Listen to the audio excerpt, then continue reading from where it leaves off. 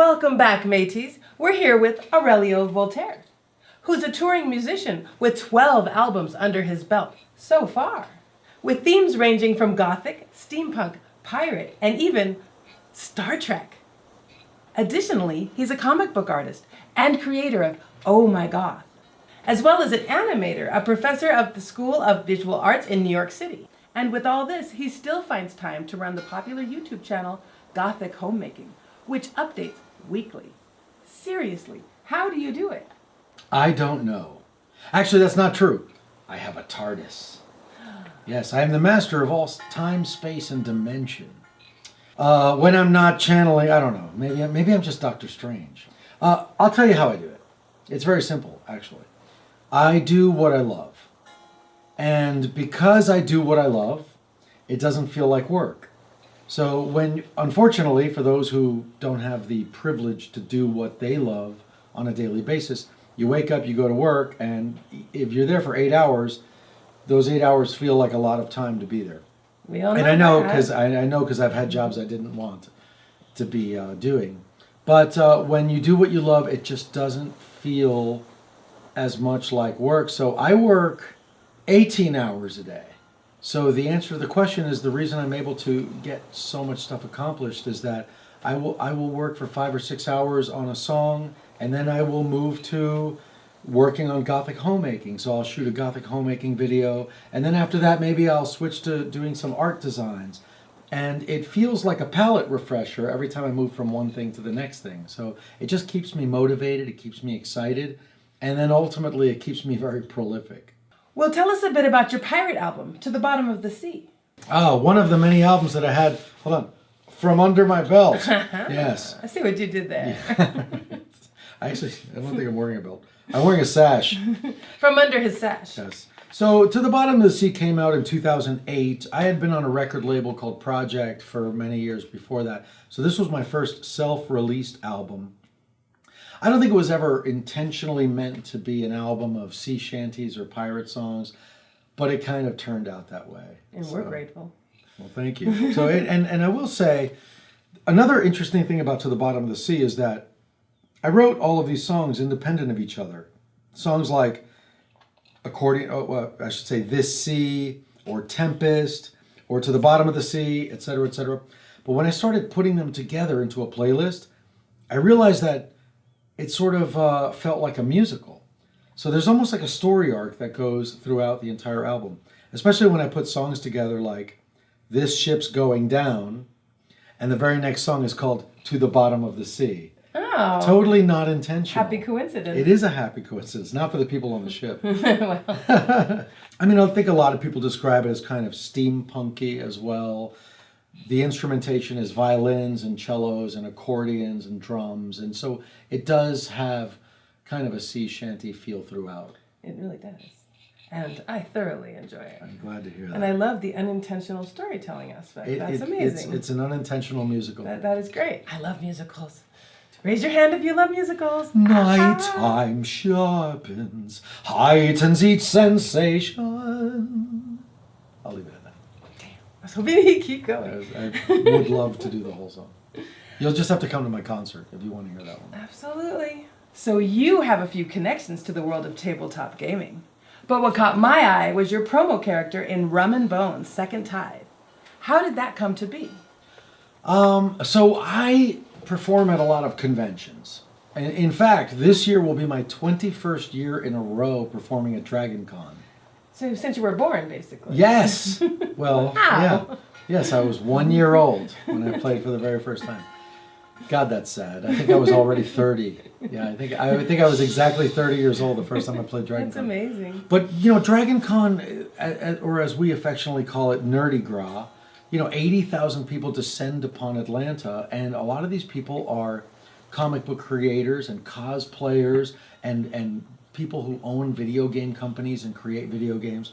So over the years, I've met a lot of really, really fascinating people there. Big shout out to Adam Bond, or Artix as he's known, the president of Artix Entertainment. I met him at Dragon Con, and in fact, right around the time this album came out, and we did a live event Friday the 13th in 2008, and we have done a live event ever since. So before we even get to the other game, on Adventure Quest Worlds, Adventure Quest, I have appeared as an animated character every single Friday the 13th since 2008. And amazing. so it's an amazing place to meet people. And while I was there, I met the president of the company that ultimately made Rum and Bones. He said, we make miniatures, we do board games, I'd love to get you involved at some point. And he was a great guy, and we talked for a while, and he showed me his booth, which was incredibly impressive, because I, as a stop motion animator, originally I love figures and miniatures. So then years went by, and it was just a matter of time until the time was right to do something together. So I get an email from him eventually. He says, we're doing a pirate board game with miniatures. We would like to add you to the Kickstarter as a stretch goal. There you go. So, and then the next thing I know, their artists are drawing me and they're sculpting me, and it's just so, I mean, I'm so honored to be in a game, and then on top of that, to have someone sculpt me as a miniature. It's the figures in that game are so good. And the cards in that game, my action cards are all names of my songs, like Beast of Pirates Bay, That and The is Ship is Going amazing. Down. So Oh. it was a really, really great experience. And I have to say, it's an amazing, amazing looking game. It's really beautiful. Yes, it's one we are dying to get to. You absolutely must Cannot review it. wait. Definitely. Oh, we will. Definitely. I'm going to see if I can that get you a one. copy. Oh, absolutely. That'll be fun. Definitely one we've been dying to get to for literally years now. Well, let's go ahead and get you underway. But just so we know, what's next for you? Well, this is 2019 as we speak, and in 2019 I have now officially spent something like 3 months in Indonesia. Oh, I've kind of fallen in love with the place. There's 17,000 islands, and they have an incredibly rich culture where there's many places that have very unusual burial rituals and very unusual death rituals. So I've spent 3 months filming all of that stuff. I spent time searching for orangutans in the jungle of Sumatra. Spoiler alert, found orangutans in the jungles of Sumatra. I filmed death rituals in Sulawesi and Terunyan, places where they don't bury people, where they place them under a tree and just allow this magical tree to absorb the stench of decomposition. Wow. Places where you cannot bury someone until you've sacrificed a buffalo. And because buffalo are expensive, they just keep their dead relatives in their home with them until they can afford the funeral. And they don't consider them dead, they consider them ill. So I was invited to someone's home to meet his sick grandmother, who was deceased for about 10 months. whoa. And she was beautiful. She was very well preserved. And Oh, really wow. beautiful. So very, very unusual things I've been filming in Indonesia. So I am going to continue working on Gothic Homemaking. It's something that I really, really love doing. I think there's a lot of DIY projects coming down the track. But I think the next thing is going to be a spooky adventure travel show. Oh, wow. Tentatively called Mysterious Planet. But we'll see. It's fascinating. It's an opportunity not just for me as somebody who loves the macabre and has a tremendous respect for other cultures, to be able to go deep into jungles and see very, very peculiar things, but also an opportunity to bring you along with me to all of these mysterious places. We can't wait to go with you. We're going on a pirate journey. Arr, sounds awesome. Let's do it. Well, I thanks. can promise you all of these videos are amazing. I see what you did there, too. Yeah, you can slap me if you I want to. love this guy. Oh, I'm punny. I'm a dad. You got to expect the dad jokes. Absolutely. We love the dad jokes, you know. Well, thanks for being with us. We do appreciate you taking the time to stop by. And for all of you out there, thanks for watching. And we'll see you next time here on Pirates Parley.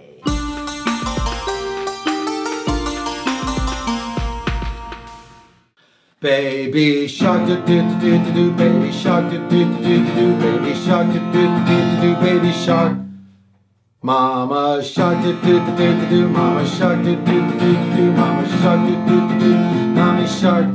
Daddy shark do do do do, daddy shark do do do do, daddy shark do do do do, daddy shark.